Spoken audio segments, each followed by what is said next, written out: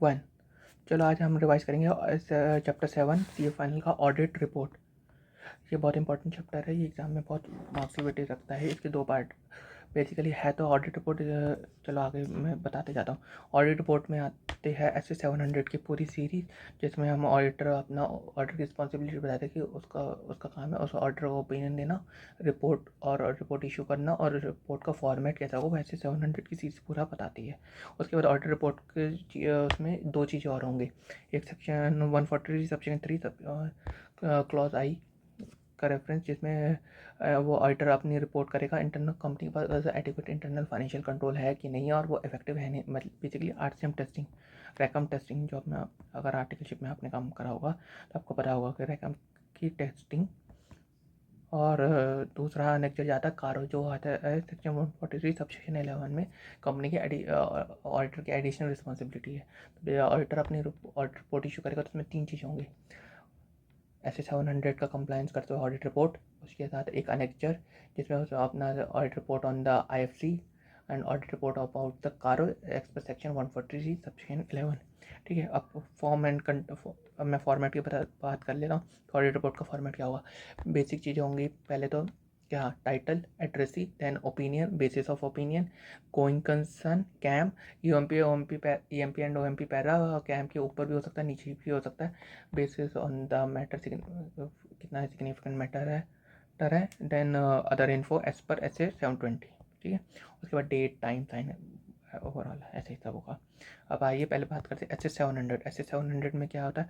Auditor की responsibility क्या है? To form an opinion on the financial statement and form and content of the audit report. ठीक है, तो ऑडिट रिपोर्ट के कितने एलिमेंट होते हैं? 13। Title, addressee, auditor opinion, basis of opinion, going concern, KAM, management responsibility, auditor responsibility, description of the auditor responsibility जिसे हम door बोलते हैं, रोलर, जिसमें सेक्शन 143 सबसेक्शन 3 का रिपोर्टिंग जो जाती है नेक्स्ट, वो इस रेफरेंस में जाती है, सिग्नेचर, प्लेस, डेट। ठीक है, अब एक है सप्लीमेंट्री इन्फॉर्मेशन। तो चलो पहले मैं यहीं से सप्लीमेंट्री इन्फॉर्मेशन। फाइनेंशियल स्टेटमेंट के 5 कंपोनेंट रहते हैं: balance sheet, PNL, SOCE, cash flow and notes to account. अब इन पांचों चीज़ों पे ऑडिटर को अपना ओपिनियन देना होता है कि फायदा financial statement gives true and fair view and all middle better to fraud और एरर तो नहीं होगा इसके अंदर। ठीक है, तो अब इसमें सप्लीमेंट्री इन्फॉर्मेशन मतलब कोई एडिशनल इन्फॉर्मेशन, अगर वो इन फाइनेंशियल पांचों कंपोनेंट का इंट्रीगल पार्ट है तो ऑडिटर उस इंट्रीगल पार्ट उस सप्लीमेंट्री इन्फॉर्मेशन पे भी अपना ऑडिट रिपोर्ट इशू करेगा और उस पर अपना ओपिनियन देगा। लेकिन अगर वो इंट्रीगल पार्ट नहीं है तो ऑडिटर उस पर अपनी कोई ऑडिटर उसका ऑडिट नहीं करेगा, उस पर अपना ओपिनियन नहीं देगा, और वो इस चीज़ को अपने OMP पैराग्राफ ऑडिट रिपोर्ट में OMP पैराग्राफ में बता भी देगा कि मैंने इस सप्लीमेंट्री इन्फॉर्मेशन का ऑडिट नहीं किया है। ठीक है, अब ये एक्ट करने से पहले वो सप्लीमेंट्री इन्फॉर्मेशन अगर वो इंटीग्रल पार्ट नहीं है तो पहले इवेलुएट करेगा कि वो इंटीग्रल पार्ट है कि नहीं है। अगर नहीं है तो मैनेजमेंट को बोलेगा कि उसको क्लियरली डिस्टिंग्विश करे। अगर मैनेजमेंट कर देता है तो वो ऑडिटर को OMP पैराग्राफ में ये लिखने की जरूरत नहीं है। लेकिन अगर मैनेजमेंट रिफ्यूज़ करती है तो OMP पैराग्राफ में ऑडिटर को ये लिखना पड़ेगा कि उसने सप्लीमेंट्री इन्फॉर्मेशन का ऑडिट नहीं किया है। सप्लीमेंट्री इन्फॉर्मेशन इंटीग्रल पार्ट है। इसका एग्जांपल है कि अगर कंपनी ने पाँचों के हिसाब से P&L निकाले प्लस एक एडिशनल प्रॉफिट भी निकाला एज पर IFRS, और उसका एक रिकन्सिलेशन दिया है नोट्स ऑफ अकाउंट में, अब वो इंटीग्रल पार्ट माना जाएगा। लेकिन अगर कंपनी ने सिर्फ एक नॉर्मल P&L बनाया है IFRS के हिसाब से, और वो एडिशनल P&L 1 एक GPFS है, एक IFRS के हिसाब से बना रखा है, तो वो एक नॉन इंटीग्रल पार्ट माना जाएगा सप्लीमेंट्री इन्फॉर्मेशन का, और उसका ऑडिट करने की ऑडिटर की कोई रिस्पॉन्सिबिलिटी है नहीं। करते तो अच्छी बात है, वैसे कोई रिस्पॉन्सिबिलिटी है नहीं।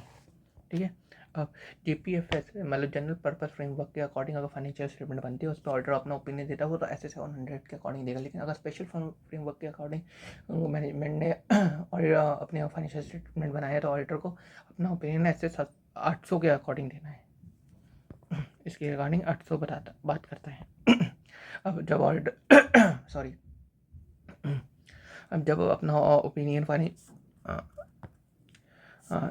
चलो बात करते हैं। जब ऑडिटर अपना ओपिनियन देगा तो उसके दो फैक्टर को कंसिडर करते हुए अपना ओपिनियन देगा। एक तो क्या, accounting practices and possible biasness of the management judgment. Accounting practice मतलब अकाउंटिंग पॉलिसी, एस्टिमेट और डिस्क्लोजर, जिसको रखते हुए ने फाइनेंशियल स्टेटमेंट बनाया हो, क्या वो इन्हीं बातों से कंप्लाई कर रही है फाइनेंशियल स्टेटमेंट जो मैनेजमेंट ने अपनी डिस्क्लोज करी है।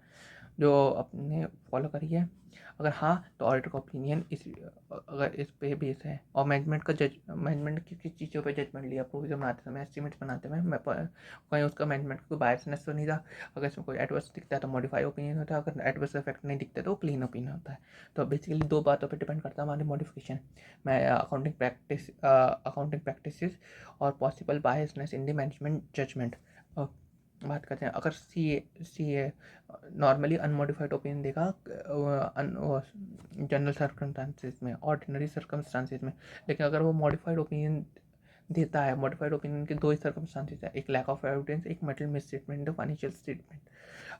ऐसा सिचुएशन आती है कि एमएमएस या लैक ऑफ एविडेंस की सिचुएशन है तो ऑडिटर मॉडिफाइड ओपिनियन देगा। मॉडिफाइड ओपिनियन डायरेक्ट नहीं देगा, पहले टीसीडब्ल्यूजी को बताएगा क्या सर्कमस्टांसिस, किन वजहों से वो मॉडिफाइड ओपिनियन दे रहा है, और उसका draft expected wording class work. तो मैं सी क्लास वर्क करके चलेगा, क्लास वर्क के बारे में कम्युनिकेट करके चलेगा टीसीडब्ल्यू को अपने मॉडिफिकेशन ओपिनियन। अगर सी मॉडिफिकेशन नहीं दे रहा, ईएमपी ओएमपी पैरा डाल रहा है बस, तब भी उसे टीसीडब्ल्यूजी को कम्युनिकेट करने को पड़ेगा क्या, ईडब्ल्यू एक्सपेक्टेशन कि वो ऐसा ईएमपी ओएमपी क्यों डाल रहा है, और वर्डिंग कि उसका ड्राफ्ट क्या रहने वाला है। ठीक है, ऑडिट रिपोर्ट के 13 एलिमेंट जो हमने अभी पढ़े, title, address, auditor opinion, basis of opinion, मुर्गा, कैम, एमपी ओएमपी, ऊपर भी आ सकता है कैम के नीचे भी आ सकता है, अदर इन्फॉर्मेशन 720 वाला। उसके बाद management responsibility, auditor responsibility, door, roller, OMP तो ऊपर नीचे हो ही सकता है, कैम के आजू बाजू, रोलर, सिग्नेचर, प्लेस, डेट। ठीक है, अब ये आपको पढ़नी चाहिए। हाँ, address, normally audit report address की जाती है शेयर होल्डर को, मेंबर्स को, कंपनी के मेंबर्स को, लेकिन अगर एसपीएफ का केस है तो बोर्ड ऑफ डायरेक्टर को और रिपोर्ट इशू और एड्रेस की जाएगी। ऑडिटर का ओपिनियन दो पैराग्राफ की गेम है, पहला पैराग्राफ ओपनिंग पैराग्राफ है जिसमें लिखते हैं जिसमें हम लिखते हैं कि हमने कौन सी एंटिटी को ऑडिट करा है, हमने audited financial have been audited, identified the title of each component of the financial statement, balance sheets होगी, PNL, cash flow, notes of account, reference notes of account आ गया, specified the date and period जिसका हमने audit करा है। उसके बाद अगर हाँ डिस्क्लेमर ऑफ ओपिनियन देने जा रहे हो आप, तो आप ये नहीं लिखोगे वी हैव ऑडिट, आप लिखोगे we have engage to audit, auditor has engage to audit of the financial statement. Second paragraph main paragraph था, इसी में हमारा ओपिनियन होता है, इसमें 4 फैक्टर्स दिए जाते हैं, source, companies act, opinion, true and fair, source हमें कैसे पहुँचे, हमारा सोर्स क्या है इस ओपिनियन को देने का, मतलब एविडेंस इन्फॉर्मेशन जो ऑडिटर को एविडेंस इन्फॉर्मेशन मिली है to the best of their knowledge information, और रेफरेंस फाइनेंशियल स्टेटमेंट जो prepare in all respect act पर required act schedule 3 of the company act 2013, and the opinion the financial statement gives true and fair view in conformity. आपका मतलब accounting procedure and generally accepted in India, basically AS and S के हिसाब से financial statement बना, उस पर हमने अपना ट्रू एंड फेयर व्यू दिया हुआ है, and true and fair view of what किसका, हर कंपोनेंट को आइडेंटिफाई करते हुए, बैलेंस शीट, पीएनएल, जो कि cash flow, notes of account. ठीक है, उसके बाद ओपिनियन के बाद हेडिंग आती है basis of opinion. Basis of opinion के 4 पिलर होते हैं। पहले कि हमने जो ऑडिट करा हुआ है एज पर एस से करा हुआ है, हमने सेक्शन 140 ऑडिटर की responsibility as per section 143 subsection 10, और एविडेंस ऑडिटर ने जो मेन पिलर है वो यही है कि ऑडिटर ने जो जिस ओपिनियन पे वो पहुंचा उसके पास उसके लिए सफिशिएंट अप्रोप्रिएट एविडेंस है जिसकी वजह से अपना ओपिनियन ड्रॉ करा है। एंड एथिक्स, वो स्टेटमेंट देगा कि वो इंडिपेंडेंट था। ठीक है, अगर गोइंग कंसर्न की सिचुएशन है, अगर गोइंग कंसर्न अफेक्ट होता है और मैनेजमेंट इसे डिस्क्लोज करता है अपने फाइनेंशियल स्टेटमेंट में, देखो अगर मैनेजमेंट इसे डिस्क्लोज नहीं करता इस पर F70 तो हम तो मॉडिफाइड ओपिनियन दे देंगे। लेकिन अगर मैनेजमेंट इसे डिस्क्लोज करता है कि गोइंग कंसर्न खतरे में और मैनेजमेंट इसे अपने नोट फाइनेंशियल स्टेटमेंट में डिस्क्लोज करता है तो ऑडिटर को एक सेपरेट हेडिंग में ये एक पैराग्राफ डालना पड़ेगा कि ड्रॉ द नोट यूजर के draw the attention to the note in the financial statement that disclose the matter, कि वो अटेंशन यूज़र का अटेंशन ड्रॉ करेगा वहाँ पे जहाँ पे ये बात लिखी हुई है, वो ये स्टेटमेंट लिखेगा कि there is a material uncertainty exist that may casting event that may doubt on entity's ability to continue as a going concern, and auditor को इस मैटर के ऊपर ओपिनियन मॉडिफाई नहीं है। ये बेसिकली ऑर्डर के यूज़र के अंडरस्टैंडिंग के लिए है कि कोई कंसर्न खतरे में मैनेजमेंट ने डिस्क्लोज करी और मैं भी यहाँ पे ये बात डिस्क्लोज कर रहा हूँ। ये KMP किसी का सेपरेट ओपिनियन नहीं है, कोई कंसर्न के लिए सेपरेट हेडिंग दी है तो वहाँ पे आपको ये सब बातें लिख के देनी ही देनी है। कि हम 701 में पढ़ेंगे मैनेजमेंट के responsibility financial statement as per AFRF है कि नहीं है, safeguard of asset, adequate accounting records है कि नहीं है, application of accounting appropriate accounting policy, design and implementation of adequate internal control, making judgment of and estimates, prevention and detection of fraud and irregularities, ये सब management की responsibilities के बारे आती है। ऑडिटर रिस्पॉन्सिबिलिटी, वैसे तो ये सेक्शन 143 सेक्शन 10 में भी डिफाइन है, पर ऐसे 700 ने भी अपनी ऑडिटर रिस्पॉन्सिबिलिटी बता रखी है क्या कि ऑडिटर रिस्पॉन्सिबिलिटी है। पहला, एज पर ऐसे 200 ऑडिटर का क्या ऑब्जेक्टिव है, वही है cast of auditor give the reasonable assurance whether the financial statement give true and fair view, financial statement are prepared in all material respect as per applicable financial reporting framework, and do not consider any fraud and do not consider any mental misstatement whether due to fraud and error. Auditor also defined reasonable assurance high but not absolute, and auditor also source of misstatement, fraud और error है कि misstatement क्यों हो सकती है, fraud और error की वजह से, ठीक है। फिर ऑडिटर उसके बाद लिखेगा बेस ओरिजिनल ऑडिटर की क्या रिस्पॉन्सिबिलिटी है कि ऑडिटर ने प्रोफेशनल जजमेंट और professional scepticism throughout the audit maintain करके रखा है। उस ऑडिटर की responsibility in relation to identify and assess risk of material misstatement and design the audit procedure to in response of those रोमम, and risk fraud risk is higher than the general risk, and define the fraud collusion override of internal control की वजह से हो सकता है। Identify and understand audit responsibility in relation to understanding the internal control and decide which is in order to design the audit procedure. Audit responsibility to evaluate appropriateness of accounting policies, reasonableness of accounting estimates. Audit responsibility about the conclusion, about the evaluation of the conclusion that appropriateness of the management use of the going concern basis of accounting, management ने going concern जो accounting assess करिए वो सही है कि नहीं order की, ये भी रिस्पॉन्सिबिलिटीज़ के अंदर हम वर्क में डिस्क्लोजर भी देते हैं।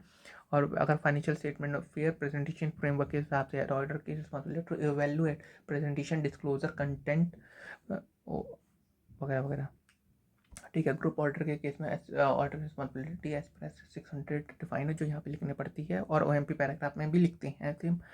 और अगर ऑर्डर कुछ बातें कम्युनिकेट करता है TCWG से, बेसिकली 4 बातें वो TCWG से कम्युनिकेट करके चलता है, आपसी बातें। Order responsibility, plan scope and timing, independence requirement जिसका उसने कंप्लाई करा वो लिस्टेड एंटिटी के केस में मैंडेटरी होता है, और IS फॉर सिग्निफिकेंट फाइंडिंग्स, तो ये भी ऑर्डर रिस्पॉन्सिबिलिटी है कि ये बातें उसे कम्युनिकेट करके चलनी है और ये वो मेंशन करेगा अपनी रिपोर्ट में, ठीक है। अगर ऑर्डर ने कैम दिया तो कैम क्यों दिया, क्यों मोस्ट सिग्निफिकेंट मैटर्स है वो भी लिख के चलेगा लिस्टेड एंटिटी के केस में। वाटर डोर डिस्क्रिप्शन ऑर्डर की रिस्पॉन्सिबिलिटी का, ये सारा इतना बड़ा ऑर्डर रिस्पॉन्सिबिलिटी कहाँ है, या तो ऑर्डर रिपोर्ट में मेंशन कर सकते हैं या ऑडिटर एक सेपरेट अनेक्चर दे सकता है, इसके रिगार्डिंग ये ऑर्डर से वेबसाइट पे भी नोटिफाई कर सकता है। वेबसाइट कौन सी ये अभी तक नोटिफाइड नहीं की गई है, ठीक है। अब आता है रोलर में आते हैं एडिशनल ऑर्डर की क्या रिस्पॉन्सिबिलिटी है जिस पे उसे कमेंट करना पड़ेगा अपने ऑडिट रिपोर्ट में, वो सेक्शन 143 में डिफाइन है। अब हम पढ़ेंगे उसके बाद ही पढ़ेंगे, लास्ट में पढ़ेंगे। उसके बाद सिग्नेचर यूटेन के थ्रू करना है, प्लेस जहाँ पे ऑडिटर का रजिस्टर्ड ऑफिस है, डेट वो डेट जहाँ तक कि ऑडिटर ने और सब्सिक्वेंट इवेंट कंसिडर करिए है। अगर ऑडिटर जनरली आपका को लेके ही अपना true and fair view opinion देता है या मॉडिफाइड ओपिनियन देता है, लेकिन ऑडिटर चाहे तो इंटरनेशनल स्टैंडर्ड, अगर इंटरनेशनल स्टैंडर्ड या auditing standard of other jurisdiction follow करें, ऑडिटर उसका रेफरेंस दे सकता है, प्रोवाइडेड कि there is no conflict between the opinion, and ISA and ASUS do not preclude the auditor to express EMP OMP which is required as per SS 700 on auditor reports include at least 13 element which is described under SS 700, ठीक है। Supplementary information हमने starting में पढ़ लिया। अब आते हैं SS 701 cam की बातें करता है, तो कैम के रिगार्डिंग ऑडिटर की क्या रिस्पॉन्सिबिलिटी है वो आज वो हम पढ़ते हैं। तो पहले तो कैम की डेफिनेशन, कैम क्या है, कैम वो मैटर है जो हमने कम्युनिकेट किया TCWG को, जिसमें ऑडिटर की जजमेंट के हिसाब से वो सिलेक्ट करेगा वो मैटर जो कि मोस्ट सिग्निफिकेंट है और वो matter related to current period होने चाहिए, तो वो कैम बन जाते हैं। मतलब कैम ऑलरेडी डिस्कस होनी चाहिए TCW के साथ। वो ऑडिटर प्रोफेशनल जजमेंट लगा के अपना बोलेगा कि कौन सा कैम करंट पीरियड का है जो मेरे को इस ऑडिट रिपोर्ट में अलग से डिस्क्लोज करना है। कैम जब वो डिस्क्लोज करेगा तो ये मतलब बताएगा बताएगा for every KAM matter auditor discuss कर क्यों वो सिग्निफिकेंट क्यों है, और उसने ऑर्डर ने उसे कैसे एड्रेस करा। इसके लिए सेपरेट हेडिंग जाएगी, सेपरेट 6 एलिमेंट है, सेपरेट हेडिंग जाएगी। हेडिंग का सब हेडिंग जाएगी कि कौन कौन सा मैटर कैम है। फॉर एग्जाम्पल कैम की example revenue litigation impairment taxation matters वगैरह।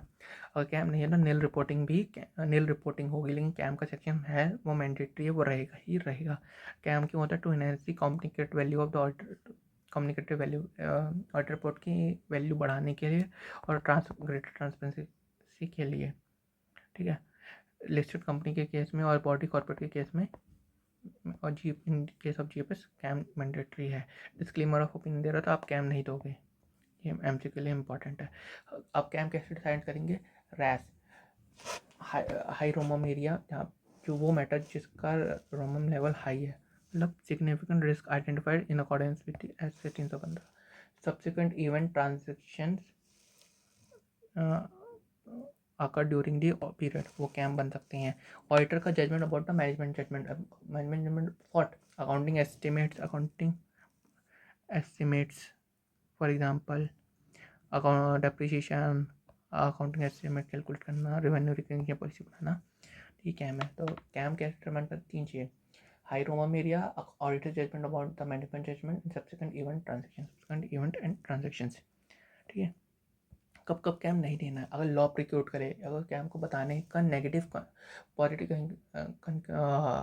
इम्प्लीकेशन से ज़्यादा एडवर्स कॉन्सिक्वेंसेज हो in with respect to public interest, और ऑडिटर ने अगर उस मैटर पे पहले मॉडिफिकेशन दे रखी है अपने ओपिनियन में, तो आप कैम उस मैटर पे कैम नहीं बोल सकते। ठीक है, अब KAM is not a substitute of modified opinion और डिस्क्लोजर मुर्गा, and KAM is not a separate opinion on individual matter, ये बात याद रख के चलनी है।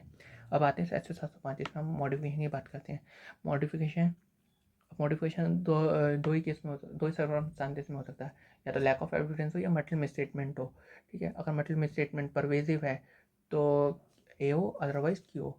अगर मटेरियल लैक ऑफ एविडेंस है और परवेजिव है तो DO, otherwise QO, qualified opinion.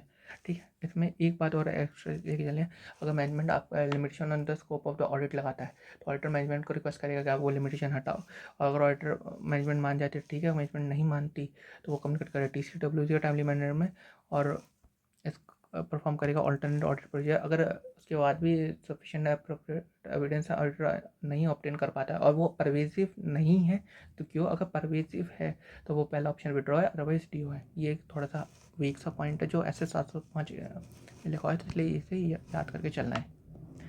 ठीक है, अब मॉडिफाइड रिपोर्ट एक बड़ी टर्म है। मॉडिफाइड ओपिनियन, मॉडिफाइड रिपोर्ट में आता है या तो मॉडिफाइड ओपिनियन होगा इसलिए वो मॉडिफाइड रिपोर्ट कहला रही है, या फिर अनमॉडिफाइड ओपिनियन है पर EMP OMP दे रखा है ऑडिटर ने तो वो मॉडिफाइड रिपोर्ट ही कहलाएगी।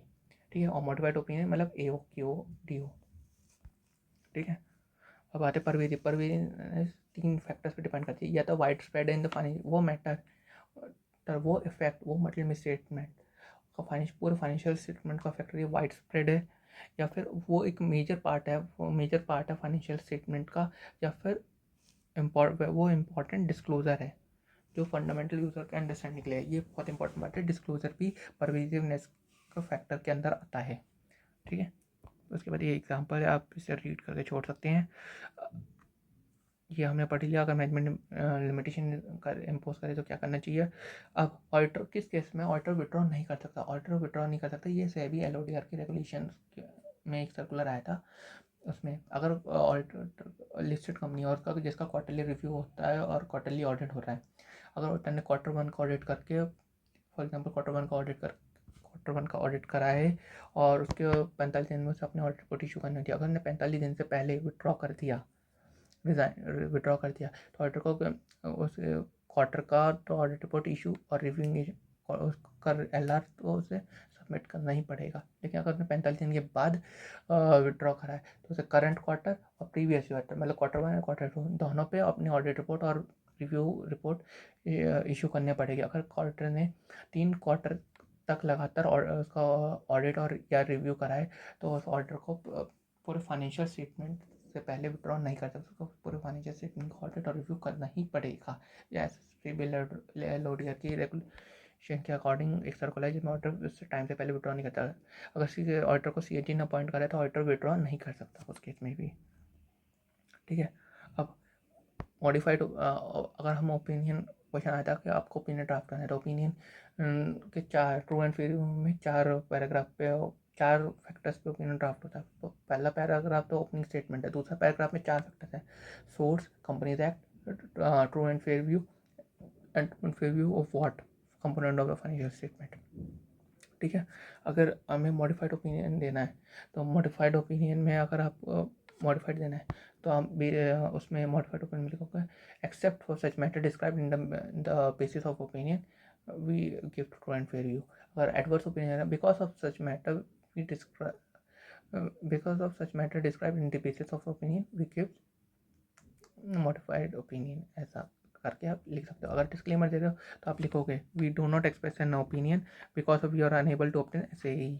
और इसको अगर आप बिना ओपिनियन एविडेंस लिए अगर अपना ऑडिट ओपिनियन देते हो अदर देन डिस्क्लेमर ओपिनियन, आप clause 8 part 1 second schedule professional ethics में भी गिल्टी खिलाओगे।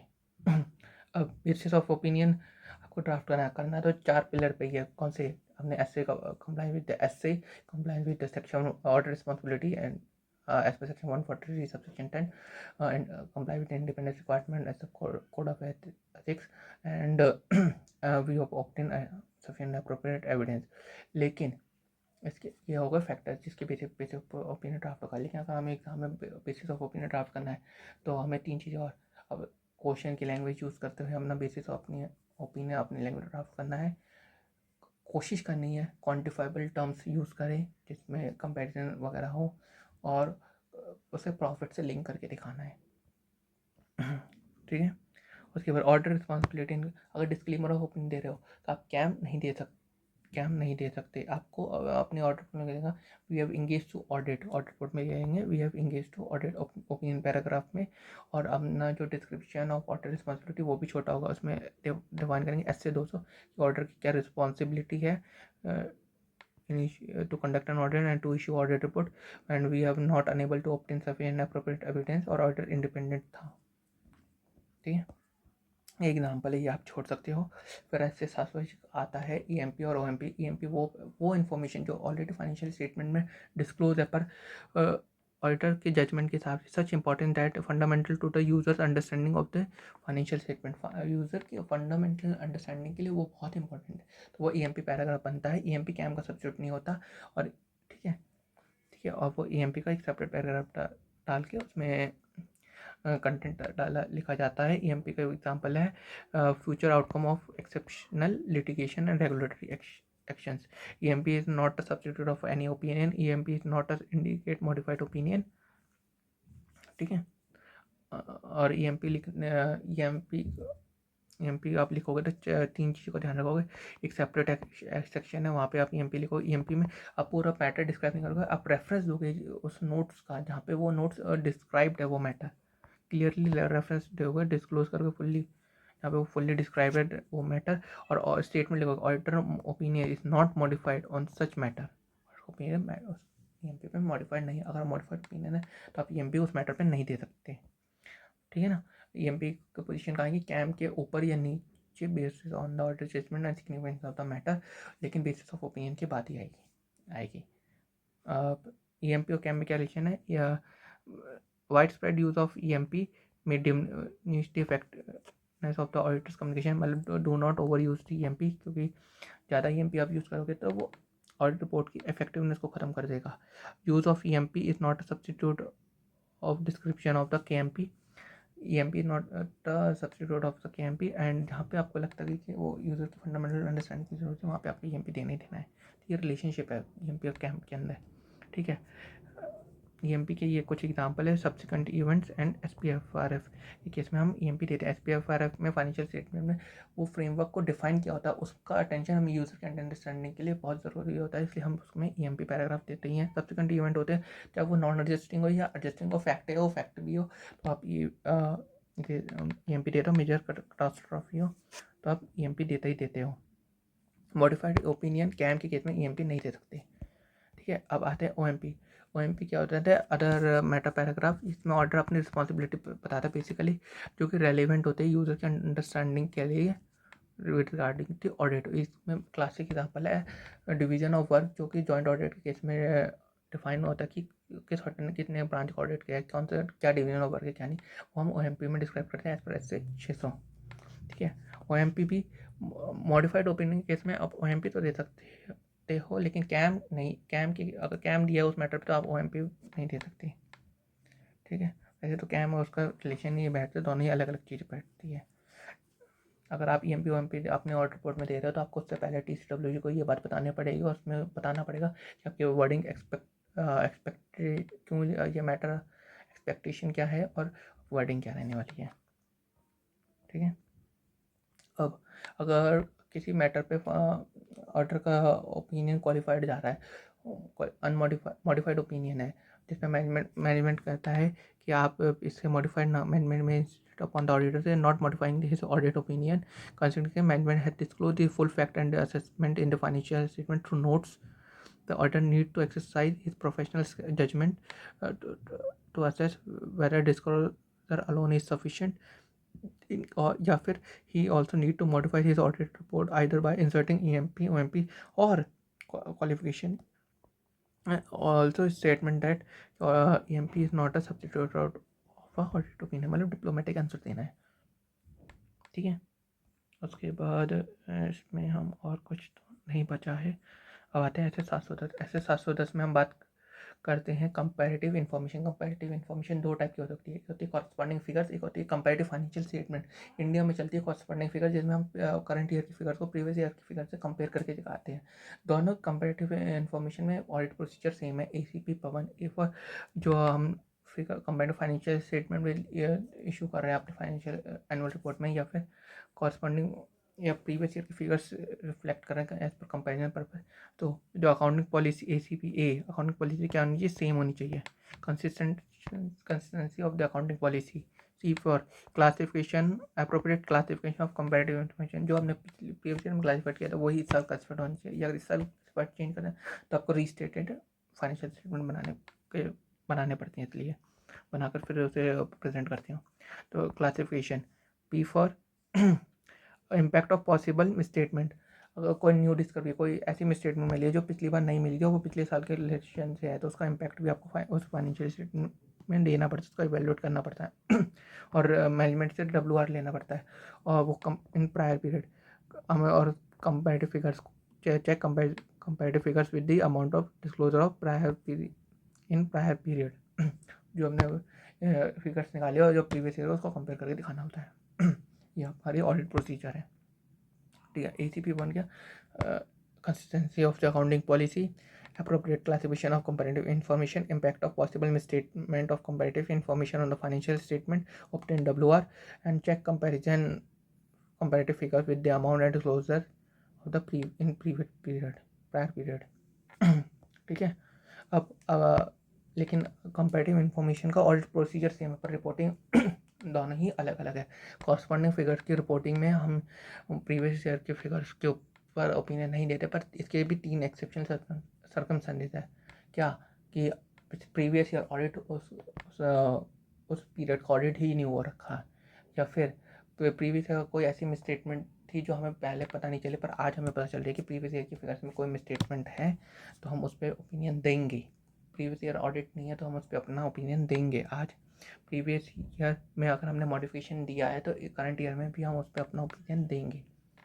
तो इन 3 बातों पे हम प्रीवियस ईयर की फिगर पे अपना ओपिनियन देते हैं और प्रीवियस ईयर की फिगर पे ओपिनियन। लेकिन अगर करस्पॉन्ड कंपैरेटिव फाइनेंशियल स्टेटमेंट में तो हमें 2 ऑडिट ओपिनियन देने होते हैं, एक तो करंट ईयर की फिगर्स पे, एक कंपैरेटिव पिछले साल की फिगर्स पे। तो उस केस में हम अगर ओपिनियन, तो उसी के रिगार्डिंग रिपोर्टिंग में हम क्या करेंगे, ऑडिटर हम दोनों फिगर्स पे ओपिनियन देंगे।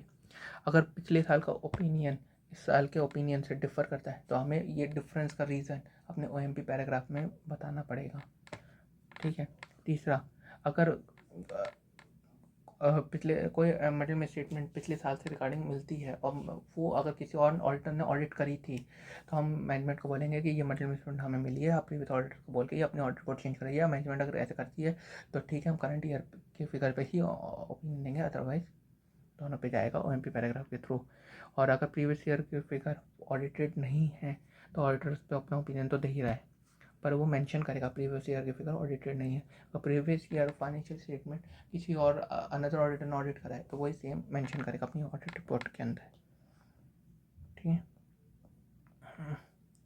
बात ऐसे 720 बात करता है अदर इन्फॉर्मेशन जो एनुअल रिपोर्ट में other than financial statement audit report के अलावा और भी जो कंटेंट होता है उसमें जो की इन्फॉर्मेशन है उसको ऑडिटर की जिम्मेदारी तो नहीं है उसका ऑडिट करना ना उस पर कोई एश्योरेंस एंगेजमेंट ओपिनियन देना, पर ऑडिटर की एक एक रिस्पॉन्सिबिलिटी भी करेगी तो मैं ओवरऑल चेक कर लेना कि उसमें कोई मतलब इनकन्सिस्टेंसी या मतलब में स्टेटमेंट तो नहीं है, वो सब, ठीक है। तो उसके बेसिक प्रोसीजर यही है, पहले फाइनेंशियल स्टेटमेंट मैनेजमेंट बनाएगा, फिर ऑडिट रिपोर्ट अपनी ऑडिट रिपोर्ट मैनेजमेंट को देगा for finalization of annual report. उसके बाद एनुअल रिपोर्ट का ड्राफ्ट बनेगा जिसमें financial statement, annual report, board report में बोर्ड का कमेंट होगा, qualification given by the auditor and key matters होंगे। Before the annual report publish to made public it shall be given the auditor to for recheck. Suppose in अगर कोई inconsistency मिलती है तो वो फिर अपने ऑडिट रिपोर्ट को चेंज करेगा और उसमें सेपरेट पेपर डालेगा एज पर एसेट 720। अब ऑडिट मैनेजमेंट इसको after issue of audit report management इसे अपनी ड्राफ्ट एनुअल रिपोर्ट देगा नहीं देगा, इसके लिए ऑडिटर को क्या करके चलना है, मेक अरेंजमेंट करके चलना है मैनेजमेंट के साथ कि आप मेरे को draft annual report timely manner में शेयर कर दोगे और इसके लिए वो WR लेगा मैनेजमेंट से, ठीक है। ऑडिटर की क्या फाइनेंशियल क्या रिस्पॉन्सिबिलिटी नहीं है, 3 नो है। ऑडिटर अपना ओपिनियन नहीं देगा OI के ऊपर, ऐसे ऑडिटर के कोई रिक्वायरमेंट नहीं कि उसे ऑडिट एविडेंस गैदर करना है रिस्पेक्ट टू OI, और ऑडिटर की रिस्पॉन्सिबिलिटी नहीं है कि वो इसका ऑडिट OI का ऑडिट करे, वो सिर्फ उनकी इन्फॉर्मेशन का ऑडिट करेगा जो उसे लगता है जो फाइनेंशियल स्टेटमेंट से डायरेक्टली रिलेटेड है, ठीक है। अब कोई इनकन्सिस्टेंसी मिलती है OI में इनकन्सिस्टेंसी मिलती है with respect to financial statement और फाइनेंशियल स्टेटमेंट को चेंज करने की जरूरत है तो ऐसे 450 अप्लाई करेंगे। लेकिन अगर OI में कोई मतलब इनकन्सिस्टेंसी मिलती है about the auditors understanding about the entity, auditor की अंडरस्टैंडिंग अबाउट द एंटिटी, तो ऑडिटर को ऐसे शुरू से ऐसे 315 से 330 पूरा प्रोसीजर लगाना पड़ेगा। अब अगर OI की हो गई इनकन्सिस्टेंसी जिसमें फाइनेंशियल स्टेटमेंट को चेंज कर रहे थे या फिर ऑडिटर के अंडरस्टैंडिंग की वजह से ऑडिटर रिपोर्ट चेंज होती है, लेकिन अगर मतलब में स्टेटमेंट मिलती है OI में कुछ ऐसी चीज़ें जो गलत एकदम बेकार है तो ऑडिटर चेक करेगा उसे, और जैसे contingent liability accounting estimate change in legal requirement ये अदर इन्फॉर्मेशन और ये गलत मेंशनड है, मतलब ऐसा कुछ है ही नहीं मतलब स्टेटमेंट में। तो ऑडिटर मैनेजमेंट बोलेगा कि आप इसे ठीक करो, अगर मैनेजमेंट एग्री करती है तो ऑडिटर देख लेगा कि उसे सही करा कि नहीं करा, अगर मैनेजमेंट डिसएग्री करती है तो कम्युनिकेट करेगा TCWG को टाइमली मैनर में, TCWG एग्री करती है और तो ऑडिटर चेक करेगा जो करेक्शन मेड हुआ है कि नहीं हुआ, अगर TCWG डिसएग्री करती है तो वो उसके बाद और मतलब में स्टेटमेंट स्टिल एग्जिस्ट करती है तो उसके बाद 2 ऑप्शन है, अगर उसने ऑडिट रिपोर्ट इशू कर दी है तो वो is take appropriate action as per legal and regulatory requirement, legal and rights and obligation, and वो इस चीज़ को अपने जनरल मीटिंग में पढ़ के बताएगा कि मैंने ये बताया था पर इन्होंने ठीक नहीं करा है, seek to bring this matter to attention of the user, ठीक है। लेकिन अगर उसने इशू नहीं करी है तो वो इसका इम्प्लीकेशन अपनी ऑडिट रिपोर्ट में लेगा, consider the implication in the audit report and communicate करेगा एज वेल TCWG को कि how he plan to address the MMS in his report, कि वो अपने रिपोर्ट में कैसे MMS को डील करने वाला है या फिर विड्रॉ कर सकता है एंगेजमेंट से, ठीक है। अब आते हैं, ये वही एग्जांपल्स हैं, एक बार रीड करने की पर्पज़ है रीड कर लेना है, हालांकि कर लेने से। अब आता है सेक्शन 143 जिसके रिगार्डिंग हम रोलर का पैराग्राफ इशू करते हैं अपने ऑडिट रिपोर्ट में। तो सेक्शन 143 सेक्शन 1 इंक्वायरी की बात करते हैं, कुछ सर्टेन मैटर पे ऑडिटर को इंक्वायरी करनी है और उस पर इंक्वायरी पे कोई एडवर्स कमेंट आता है तो उसे अपने ऑडिट रिपोर्ट में इशू कर मेंशन करना है, ठीक है। 143 सेक्शन 2 बात कर जाएगी ऑडिटर ही के पास एक CA के पास राइट है ऑडिट रिपोर्ट साइन करने का, फाइनेंशियल ऑडिट करने का। 143 बाप ऑफ देवी का ये एडिशनल रिस्पॉन्सिबिलिटी है जिसकी रिगार्डिंग रोलर को डिज़ाइन बनाया गया, उसमें बहुत सारे एलिमेंट्स हैं जिसको हम वहाँ पे पढ़ेंगे। 143, 5, 6, 7 ऑडिटर की responsibility respect to government audit, with respect to government audit है। और 143 सेक्शन 8 ये ब्रांच के केस में ऑडिटर की क्या रिस्पॉन्सिबिलिटी है, प्रिंसिपल ऑडिटर और सेपरेट ऑडिटर की अलग अलग क्या क्या रिस्पॉन्सिबिलिटी है, और वो अगर प्रिंसिपल ऑडिटर कुछ जो ब्रांचेस का ऑडिट नहीं हुआ है वो स्पेसिफिकली मेंशन करना पड़ता है हमें अपने ऑडिट रिपोर्ट में कि हमने इन ब्रांच का ऑडिट नहीं करा है, वो अपने ऐसे 600 भी कहता है। 143 सबसेक्शन 9 और 10 कि हमने वो जो फाइनेंशियल स्टेटमेंट बना है वो एएस का कंप्लाई कर रहा है कि नहीं कर रहा है, और ऑडिटर की रिस्पॉन्सिबिलिटी की चेक करना कि वो एएस और एनडीएस के हिसाब से है कि नहीं है। 143 कारों की रिपोर्टिंग एडिशनल रिपोर्टिंग रिक्वायरमेंट जो ऑडिटर को चेक करना होता है। 146 सबसेक्शन 12 जिसमें ऑडिटर की रिपोर्टिंग ऑडिटर की responsibility in relation to fraud for more than 1 crore to communicate to central government और less than to 1 crore to communicate to board of director and audit committee. अब आते हैं वो 143 सेक्शन 1 जिनमें 6 बातों पर इंक्वायरी करनी होती है। क्या क्वान्टिटी ने अगर कोई लोन दिया है कहीं वो उसकी टर्म्स एंड कंडीशन प्रेजुडिशियल तो नहीं है कंपनी के लिए। जो बुक एंट्री ट्रांजेक्शन है, whether transaction of the company which represented mainly by book entries are not prejudicial to the interest of the company। वो ऐसी बुक एंट्री जो नॉन इनवॉइस बुक एंट्री होती है वो कहीं प्रीजुडिशियल तो नहीं है, जैसे डेप्रिसिएशन की एंट्री होती है, डेटर क्रेडिटर की एंट्री होती है, सेट ऑफ डेटर क्रेडिटर, कहीं वो गलत तो नहीं है। अगर कंपनी ने अपनी कोई इन्वेस्टमेंट्स है कोई वो उसने कॉस्ट से कम पे तो नहीं, लॉस में तो अपनी इन्वेस्टमेंट नहीं भेजी है, ये वो कंपनी है जो एक्सेप्ट बैंकिंग और इन्वेस्टमेंट एंटिटी छोड़ के अगर कोई अदर कंपनी है उसने अपनी का इन्वेस्टमेंट लॉस में तो नहीं भेजी अपनी सब्सिडरी एसोसिएट्स को। और कंपनी ने किसी से लोन एंड एडवांसेस दिया हुआ है तो कंपनी ने कहीं उसे अपने डिपॉजिट में तो नहीं कहा ऐसा एफडी वगैरह, क्योंकि एफडी वगैरह हाईली सिक्योर्ड होते हैं और लोन एंड एडवांसेस अनसिक्योर्ड होते हैं, तो जो क्लासिफिकेशन है अनसिक्योर्ड से सिक्योर्ड में वो गलत हो जाएगा। ऐसा करा तो ऑडिटर को अपने रिपोर्ट में मेंशन करना पड़ेगा। किसी डायरेक्टर ने अपना पर्सनल एक्सपेंस तो क्लेम नहीं करा और अब वो बुक्स ऑफ अकाउंट में मेंशन कर रखा हो। अगर शेयर कैश में अलॉट हुआ है तो उसकी कोई पेंडिंग कॉल्स लिटिगेशन है, अगर है तो वो अप्रोप्रिएटली डिस्क्लोज करी गई है बुक्स में नहीं, और मिसलीडिंग तो नहीं है books of account. Shares cash में तभी फर्स्ट टाइम जब अलॉटमेंट होता है शेयर्स का तो वो कैश में अलॉट होता है, कैश और बैंक के में भी, तब वो फर्स्ट टाइम अलॉटमेंट होता है तो कैश में ही होता है।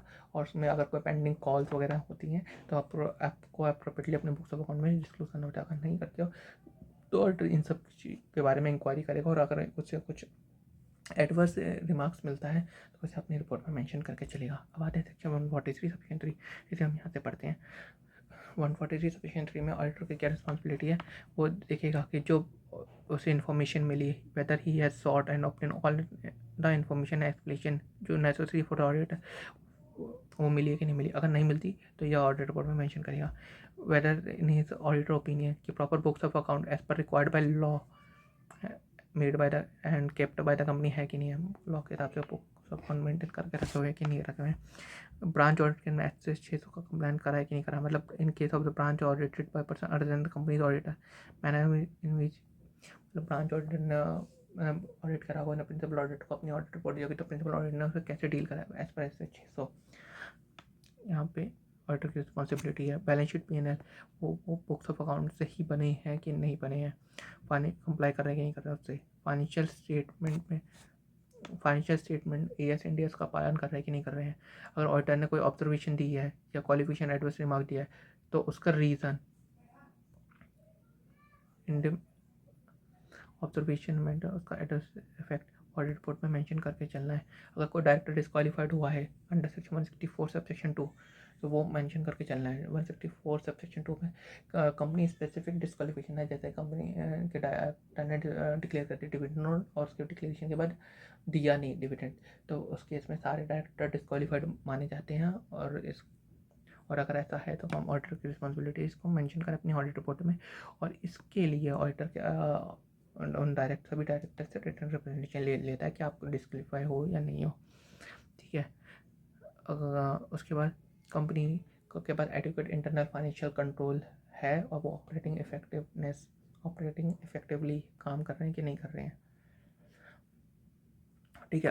IFC मतलब वही सेम RCM टेस्टिंग जो हमने स्टार्टिंग में पढ़ा था कि कंपनी का एडिक्वेट RCM होना चाहिए। ये सभी कंपनी के ऊपर नहीं, ये कुछ कंपनी को एक्सेप्शन है RCM टेस्टिंग, RCM की एप्लीकेबिलिटी से, पर जनरली सभी कवर्ड होती है। कौन कौन सी कंपनी को आरसीएम टेस्टिंग नहीं कराने की जरूरत नहीं है?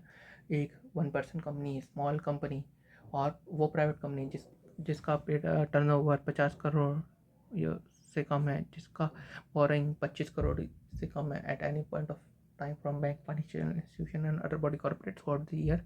ठीक है, स्मॉल कंपनी कौन सी है? वो प्राइवेट लिमिटेड कंपनी जिसका maximum paid up capital 4 crore और मैक्सिमम टर्नओवर 40 करोड़ तक हो सकता है।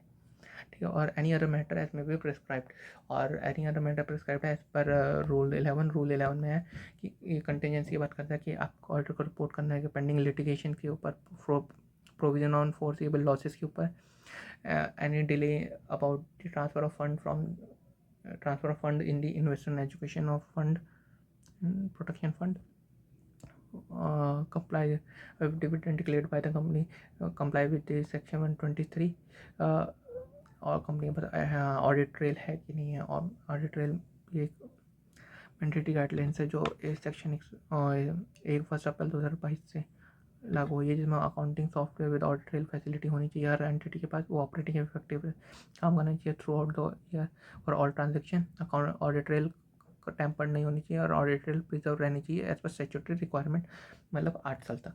ठीक है, उसके बाद अगर कहीं कंपनी फंडिंग एंटिटी या इंटरमीडिएटरी काम तो नहीं कर रही है इन्वॉल्विंग, जिसके थ्रू वो लोन एडवांस और इन्वेस्टमेंट दे रही है किसी और दूसरी कंपनी को, अगर ऐसा कर रही है तो ऑडिट रिपोर्ट मेंशन करेगा। इसके लिए ऑडिटर रिटर्न रिप्रेजेंटेटिव लेता है एंटिटी के, आप ऐसा कोई लोन एडवांस और इन्वेस्टमेंट तो नहीं कर रहे हो जो आपने डिस्क्लोज करी नहीं कर रखी नोट्स ऑफ अकाउंट में, और आप act as a funding entity और इंटरमीडिएटरी काम कर रहे हो। इसके लिए ऑडिटर से एंटिटी से रिटर्न रिप्रेजेंटेशन ले लेता है।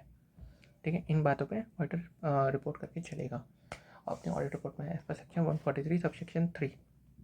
बाकी ये तो मैंने पढ़ ही लिया। 143 सबसेक्शन 12 थोड़ा डिटेल में बता देते हैं। अगर फ्रॉड 1 करोड़ से कम का है तो बोर्ड और ऑडिट कमेटी को बताया जाएगा with in 2 days of knowledge of fraud कि नेचर ऑफ फ्रॉड क्या है, अमाउंट क्या है इन्वॉल्व है और पार्टीज जो इन्वॉल्व है।